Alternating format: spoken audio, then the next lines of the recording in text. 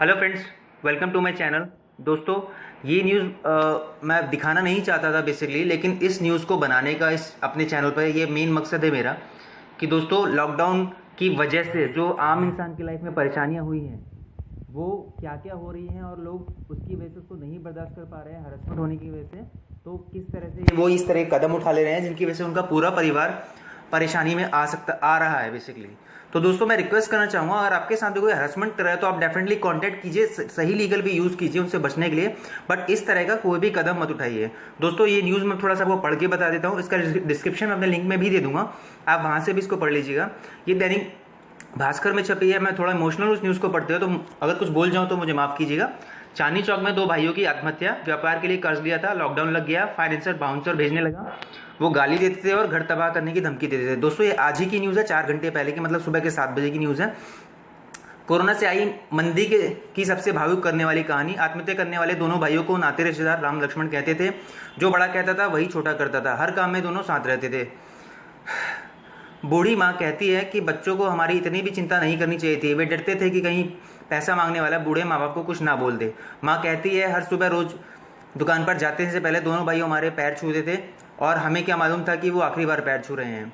दोनों भाइयों में बड़ा प्यार था, आस पड़ोस से लेकर नाते रिश्तेदार भी उन्हें राम लक्ष्मण कहते थे। जो बड़ा कहता था वही छोटा कहता था, हर काम में साथ साथ, सुबह शाम और दोपहर, बस काम काम और काम। इसी काम ने मेरे दोनों लाल को हमसे छीन लिया।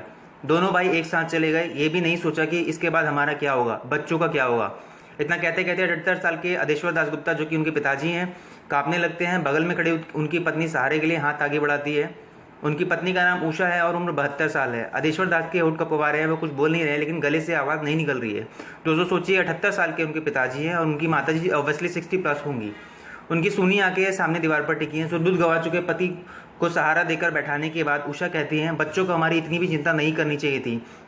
वो डरते थे कि कहीं पैसा मांगने वाले हमारे बूढ़े माँ बाप को ना कुछ बोल दें। इज्जत की फिक्र थी, कितने कष्ट में रहे होंगे हमारे लाल की एक साथ फांसी लगा दी। दोस्तों, कभी भी कुछ भी हो जाए, ऐसा कोई कदम आप अपनी लाइफ में, अपनी ज़िंदगी में मत उठाइएगा जिसकी वजह से आपकी परेशानी, आपकी परिवार को भी ज़िंदगी भर के लिए रोना पड़ जाए।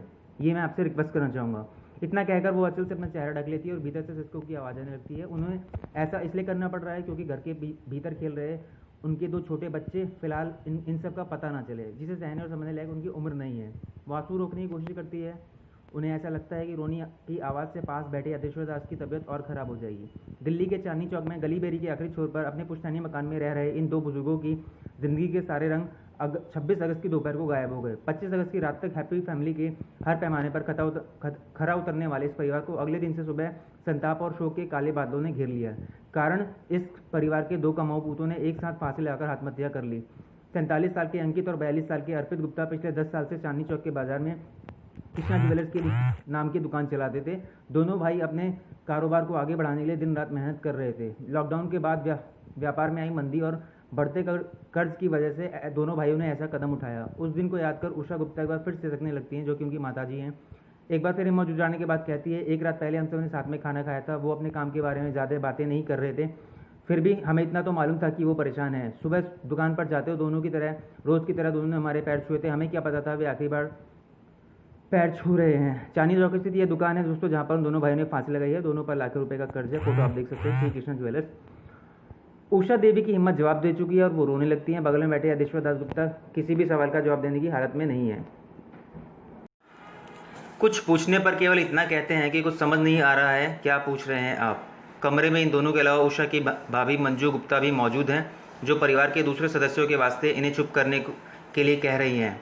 अपने भांजों को याद करते हुए मंजू कहती है कि व्यापार चलाने के लिए बच्चों ने कर्ज ले रखा था, फिर लॉकडाउन लग गया, जिससे कर्ज लिया था वो दुकान पर बाउंसर भेजने लगा, गालियाँ देने लगे और घर परिवार को भी तबाह करने की धमकी की बात करते थे। बच्चे चोर लफंगे तो थे, लेकिन इतना नहीं कि ये सब से निपट पाते। कुछ नहीं सूझा तो आत्महत्या कर बैठे। अंकित और अर्पित की आत्महत्या न केवल एक परिवार को बेसहारा किया है, बल्कि इन 2 भाइयों के इस कदम से सिस्टम में एक बार फिर से बेनकाब हुआ है। घटना के 6 दिन बाद तक किसी भी राजनीतिक पार्टी को कोई भी नुमाइंदा इनकी हालचाल लेने नहीं आएगा। तो ऑब्वियसली नहीं आएगा, बिकॉज अभी सभी लोग अपने मतलब में लगे हुए हैं। माँ कहती है, अविनाश अग्रवाल पिछले 20 साल से दिल्ली 6 में अपनी ज्वेलरी की शॉप चलाते हैं। प्राइवेट फाइनेंसर से लोन लेने की जरूरत क्यों पड़ी, इस पर सवाल करते हैं। जाहिर सी बात है, बैंक लोन नहीं देता। मैं व्यापारी हूँ, मुझे कल ही कुछ माल उठाना है। माल 1 करोड़ रुपए का है, मेरे पास 40 लाख ही हैं। अब कैसे होगा? क्या एक दिन में सरकारी बैंक मुझे लोन दे देगा?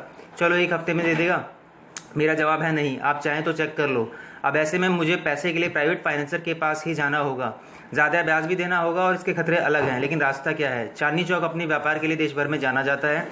यहाँ बड़ी संख्या में ज्वेलरी का कारोबार भी होता है। सीताराम बाजार में पिछले कई सालों से ज्वेलरी शॉप चला रहे थे। कमल गुप्ता के मुताबिक सोने का वायदा कारोबार और व्यापारियों में लेकर इसे बड़ी दिलचस्पी मुख्य वजह है। वो कहते हैं इसमें कोई दो राय नहीं है कि लॉकडाउन ने कमर तोड़ दी है। सरकार केवल घोषणाएं कर रही है। आज भी हमें बिना गिरवी रखे बैंक 1 लाख रुपए का लोन नहीं देता।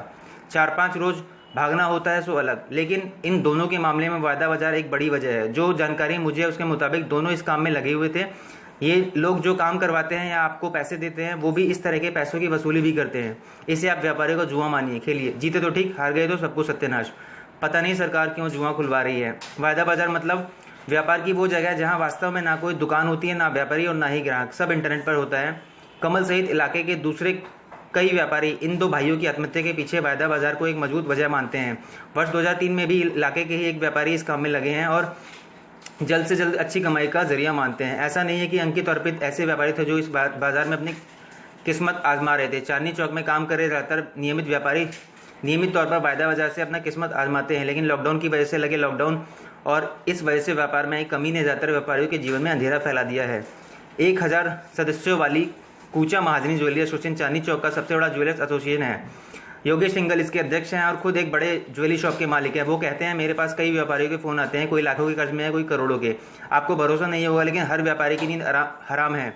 जिन दो भाइयों ने आत्महत्या की उनकी भी यही स्थिति थी। गद्दे पर काम हुआ तो मुनाफे के लालच में व्यापारियों ने वायदा बाजार का रुख किया, लेकिन कर्ज बढ़े और बढ़ते चले गए। कर्ज दुकान चुकाने की उनकी क्षमता कम हुई। नोटबंदी से किसी तरह संभले तो लॉकडाउन ने जान निकाल दी। अंकित गुप्ता और अर्पित गुप्ता की आत्महत्या के बाद इलाके के व्यापारों में एक दहशत का माहौल है। ये किसी भी परिवार या एक व्यापारी की बात नहीं है।